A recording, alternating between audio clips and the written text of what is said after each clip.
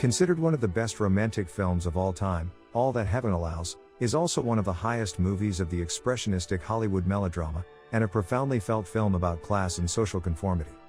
This poignant and beautiful film censures the 1950s American conventions by following the blossoming love between an attractive, wealthy middle-aged widow, Jane Wyman, and her handsome and virtuous younger gardener, Rock Hudson, who have to risk society's disapproval in order to follow their hearts.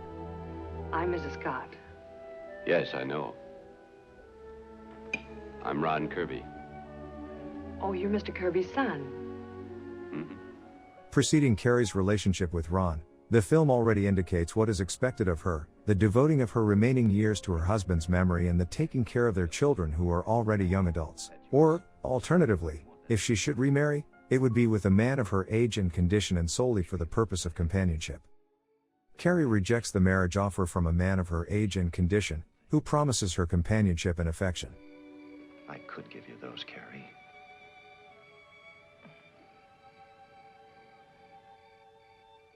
Carrie's heart is drawn to the son of her gardener, Ron, who is impetuous, bold, direct, and that is everything Carrie isn't. Thus, when their romance prompts, they become the target of small-minded gossips from the community and her disapproving family. Madly in love with Carrie, Ron asks her to marry him.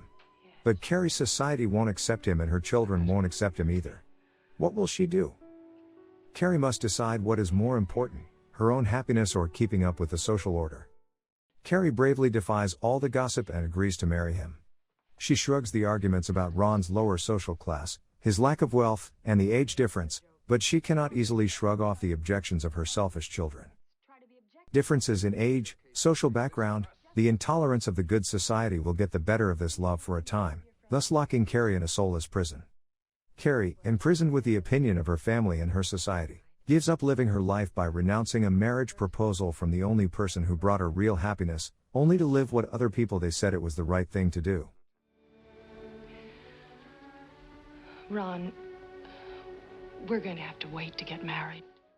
In giving up Ron and seeming to settle for the television set, the last refuge for lonely women, Carrie has been defeated by her children, because they have consigned her to a simulacrum of life rather than the real life she could have led with Ron.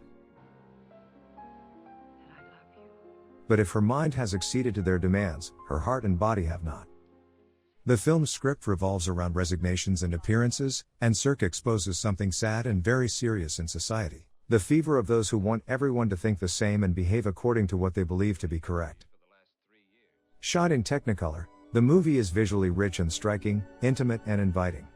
Cirque fills the screen with lavish sets and costumes, and cleverly juxtaposes them with the ugliness of the attitudes to present the bourgeoisie as hypocritical, emotionally bankrupt, and vicious when it comes to maintaining their social elitism.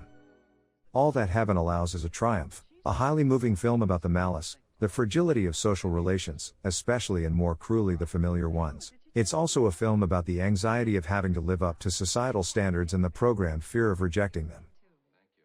Everything you want from a tumultuous melodrama is here.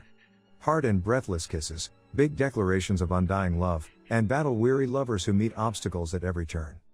But Cirque surpasses melodramatic cliches by securing an exceptional performance from Wyman, whose soft face is captivating throughout all the film. This is her and Cirque's finest hour. All That Heaven Allows is a beautiful, meaningful and still, a very relevant film. That's why it has endured as a masterpiece.